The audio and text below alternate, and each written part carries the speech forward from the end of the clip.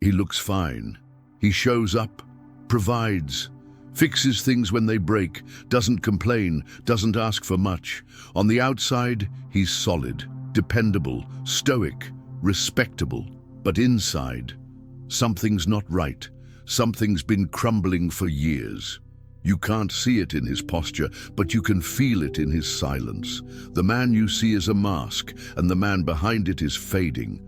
No one ever teaches men how to fall apart, only how to keep it together, no matter what. Keep working, keep providing, keep smiling.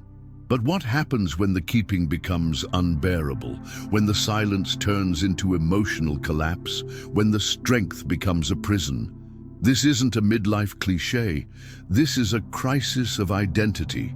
And most men won't say a word until it's too late. Behind the calm voice and quiet pride lies a battlefield of guilt, fatigue, regret, and loneliness.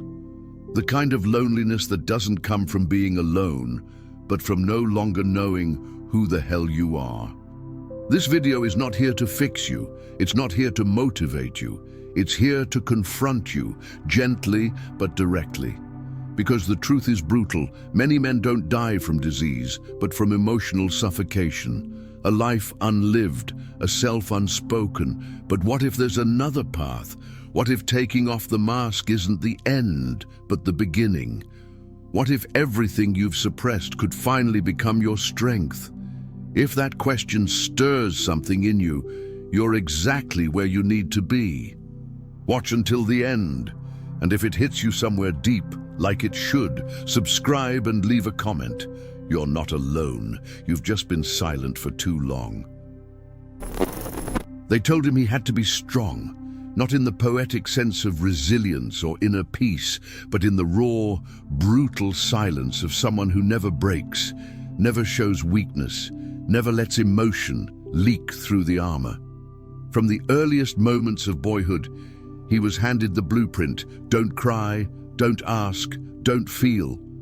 Strength became a mask, not a virtue. It became something worn, performed, demanded.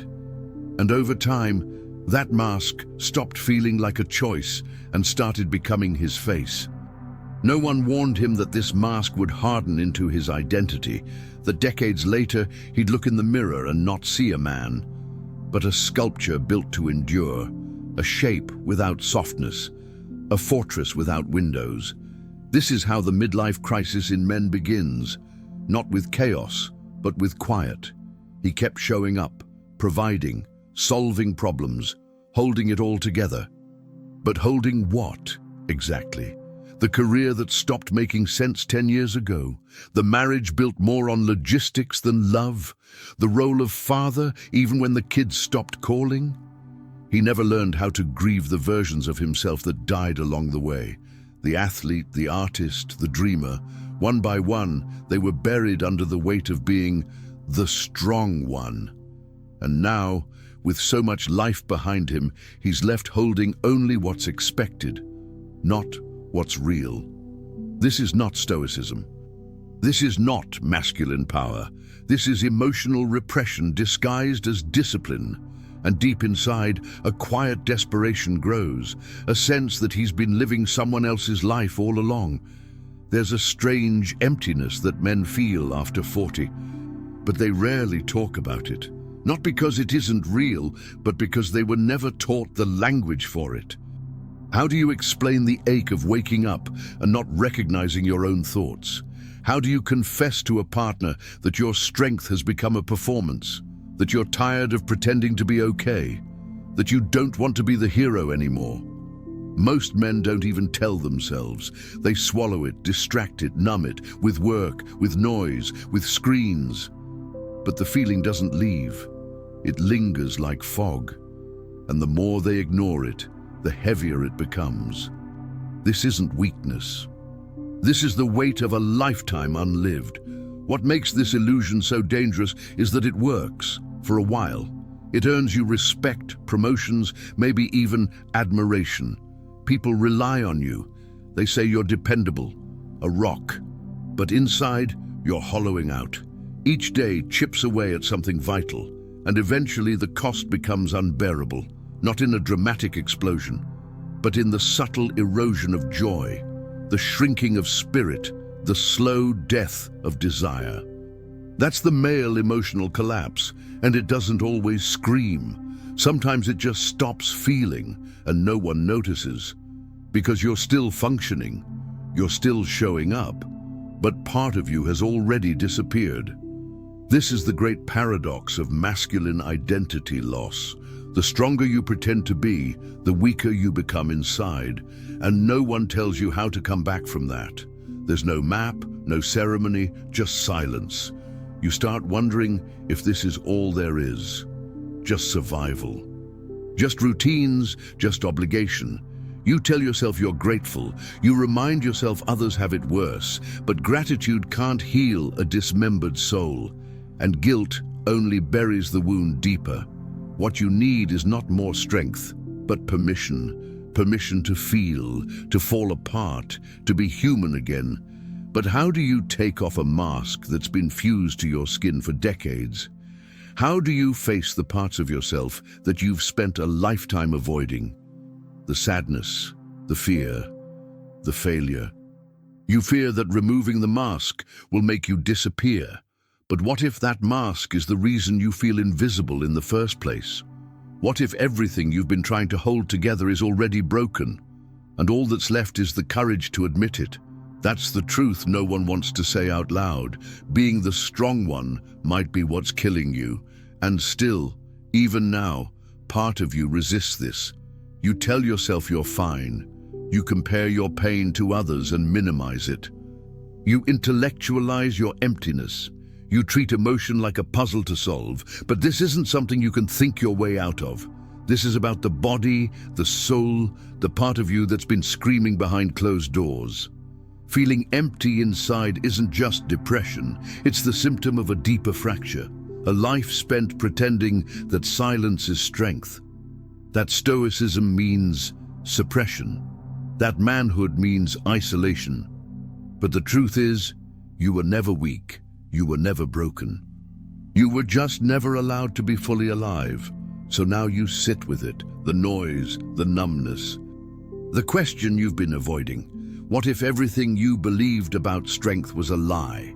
What if the path forward isn't in holding it all together, but in letting it fall apart finally, so something real can emerge? What would happen if, just for once, you stopped performing and simply existed? Flawed, tired, present, because buried beneath that illusion of control is something that still breathes, a man you haven't met yet, one who doesn't need to prove anything. And maybe he's been waiting for you all along. It doesn't start with a breakdown, not the kind you see in movies with shouting or slammed doors. No, the real collapse begins in silence, in small moments. You forget why you walked into a room. You feel exhausted even after resting. You stop laughing at things that used to make you smile. At first, it seems like stress, or aging, or maybe just a phase. But deep down, something colder is settling inside you. A kind of slow disconnection, not from the world, but from yourself. And that's the tragedy of the male emotional collapse. It doesn't announce itself, it whispers, it fades you out, until one day you're still living, but not alive.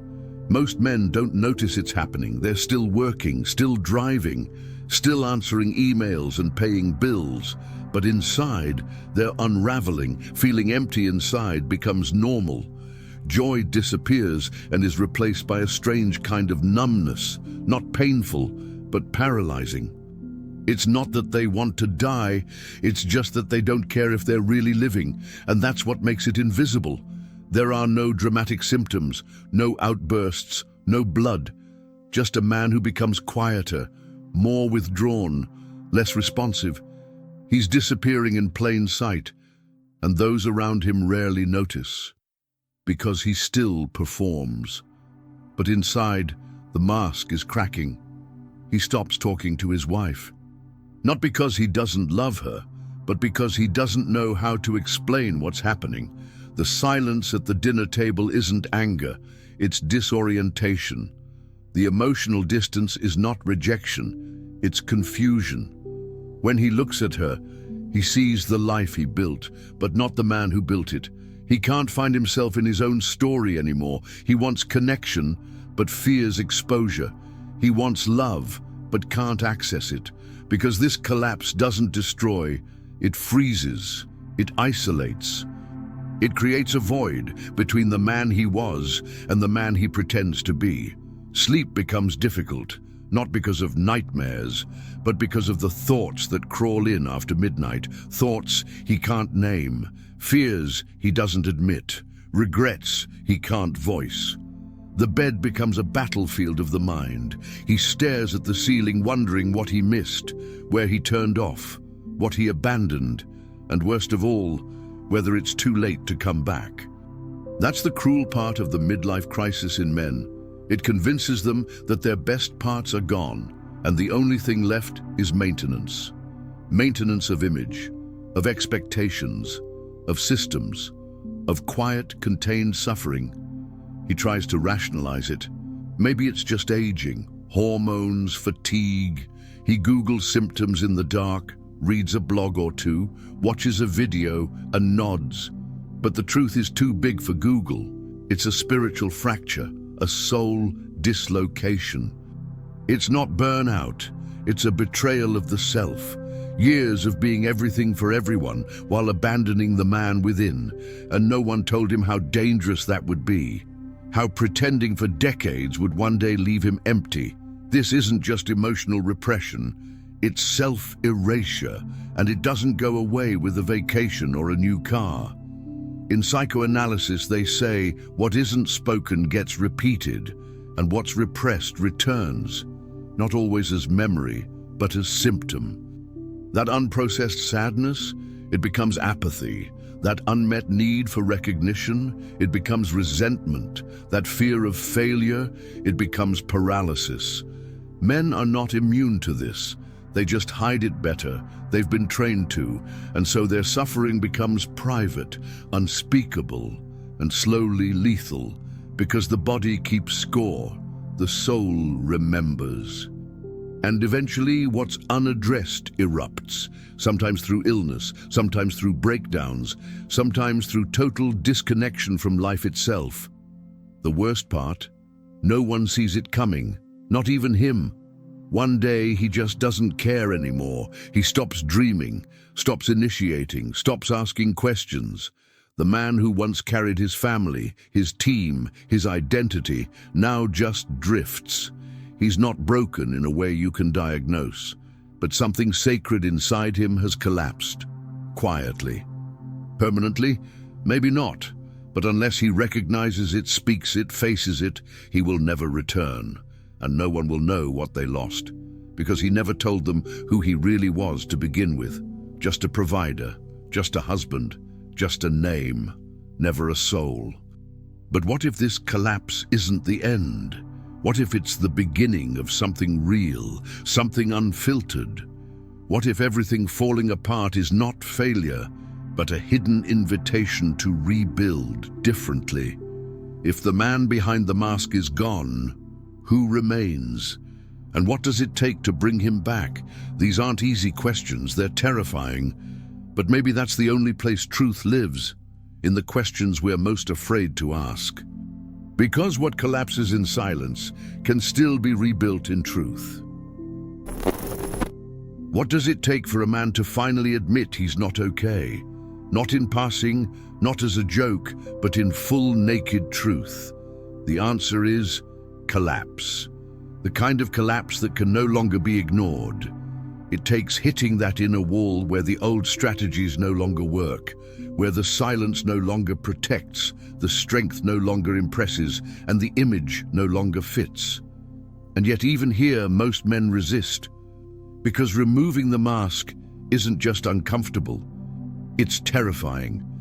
The mask has become their identity, and to take it off means to risk becoming no one. But here's the deeper truth, that no one they fear becoming is the only chance they have at becoming someone real, To remove the mask is not about crying in public or spilling emotions recklessly.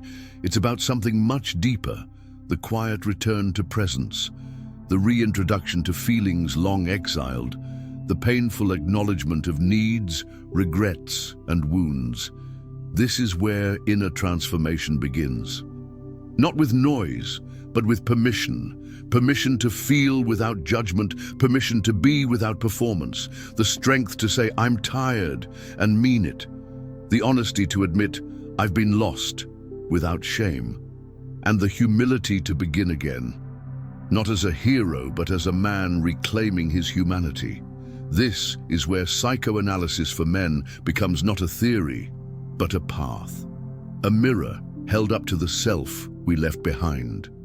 And yet, the world will not clap for this. There are no medals for a man who chooses vulnerability, no audience to validate your healing. In fact, some will resent it, others will mock it, because your courage threatens their illusion. When you stop performing, you expose the system. And systems do not like truth. But none of that matters, because this journey isn't about proving anything, it's about recovering what was lost. It's about honoring the boy who was told to shut up, grow up, toughen up. The one who still waits inside, not for a savior, but for recognition. That child never left. He just went underground. And when you finally sit with him, the war ends. Removing the mask means facing grief, not just grief for what happened, but for what didn't. The love you never received, the dreams you abandoned, the parts of you that were too soft for this world, and so were hardened, buried, erased. There's a deep sorrow in realizing how much of your life was lived in armor. But within that sorrow is power. The kind of power that no longer depends on applause, the kind that sits quietly, eyes open, heart broken, and still chooses to love. That is the core of aging and masculinity, not control, but surrender, not perfection, but truth, not dominance, but depth. This kind of strength builds intimacy, it rebuilds relationships. When a man removes the mask, his partner often meets someone for the first time. Not the provider, not the protector, but the man himself. The conversations shift, the walls lower, the silence becomes presence. Sometimes this brings people closer, sometimes it reveals the gap that was always there. Either way, it creates honesty. And honesty is what heals. Real connection requires real exposure, and real exposure begins with the courage to say, "This is who I am. No mask, no armor, just me." But let's not romanticize it. This process is brutal. Some days, you'll wish you could go back to not knowing, back to not feeling, back to numbness, because feeling again means hurting again. It means confronting guilt, fear, shame. It means remembering. But every time you choose to stay present, you reclaim a part of yourself, a voice, a memory, a truth. You begin to live from the inside out. You stop asking what others expect and start asking what you actually need. Not just what your body needs, what your soul needs, what your unlived life needs. This is not easy, but it is sacred. Eventually, the man who removes the mask stops being afraid of being seen. Not because he feels confident, but because he no longer depends on performance. He understands that what he used to call weakness was actually wisdom. That softness is not fragility. That presence is not passivity. He learns that real masculinity isn't about how much he can endure silently, but how honestly he can live aloud. And as this new way of being takes root, something else grows. Peace. Not the peace of escape, the peace of integration, the peace that comes when nothing is hidden anymore. So ask yourself, what would your life look like if you stopped pretending?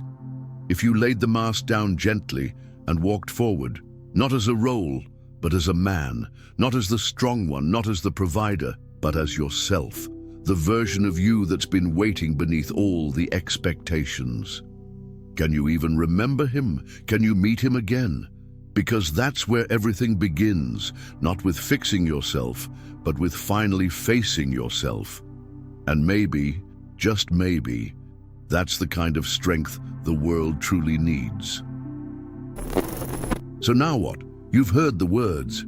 Maybe they echoed something you've been feeling for years. Maybe they named a pain you couldn't quite describe. Or maybe they just pissed you off. Because deep down, you know they're true.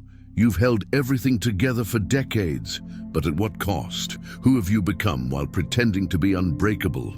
The collapse doesn't always come like thunder. Sometimes it sounds like a sigh. Sometimes it's just the way your coffee doesn't taste like anything anymore. The way the silence in your house feels heavier than noise. The way you avoid your own reflection, not because you're aging, but because you're disappearing. And yet, despite all that, there's still something left in you.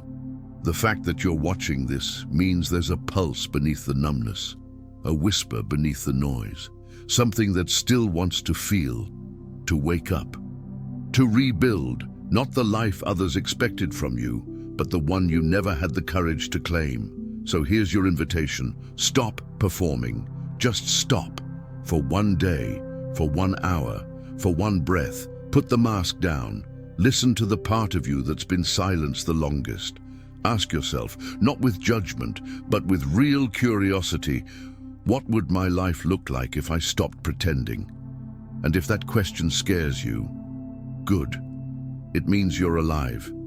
It means there's still something worth saving, something worth becoming. So don't walk away from this moment. Sit in it, let it burn a little. Then tell me in the comments what part of this video hurt the most, because that's probably the part that needed to be felt. And if you're ready to keep going, hit subscribe. I'm not here to fix you. I'm here to walk beside you through the quiet, the shadow, and whatever's left when the mask finally drops.